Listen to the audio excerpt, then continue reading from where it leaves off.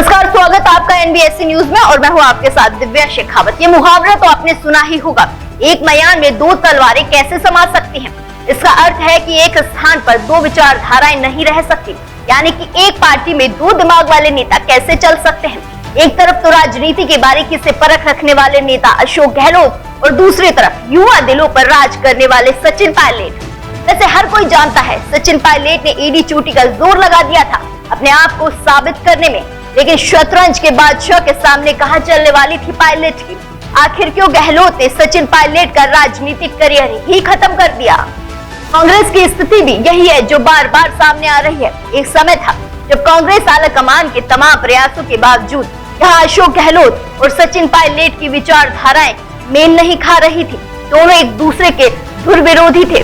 Party आलाकमान लगातार दावे कर रहे थे कि सुलह हो गई है, लेकिन गहलोत और पायलट ने एक दूसरे पर तंज कसना बंद नहीं किया। हद तो तब हो गई जब पायलट ने गहलोत के एक बयान पर पलटवार किया और उन्हें तीखे तीर मारे। पायलट ने अशोक गहलोत के खिलाफ खुलकर मोर्चा खोल रखा था और 11 अप्रैल को अपनी ही पार्टी की सरकार के खिलाफ अनशन किया था। आरोप था कि पूर्ववर्ती वसुंधरा सरकार के शासन में हुए भ्रष्टाचार के मामलों की जांच नहीं करवाई जा रही। 11 मई को सचिन पायलट ने सरकार के खिलाफ जन संघर्ष यात्रा निकाली और 15 मई को सरकार के सामने 3 मांगे रखते हुए 15 दिन का अल्टीमेटम दिया था। यह अल्टीमेटम पूरा होने के पहले 29 मई को दिल्ली में राहुल गांधी, मल्लिकार्जुन खड़गे और केसी वेणुगोपाल ने बैठक ली। इस बैठक में अशोक गहलोत, सचिन पायलट और प्रदेश प्रभारी सुखजिंदर सिंह रंधावा मौजूद थे। बैठक के बाद मीडिया के सामने दावा किया गया गहलोत और पायलट के बीच कोई विवाद नहीं है। जयपुर आने पर रंधावा ने भी बयान दिया था 90% मामला सुलझ गया है।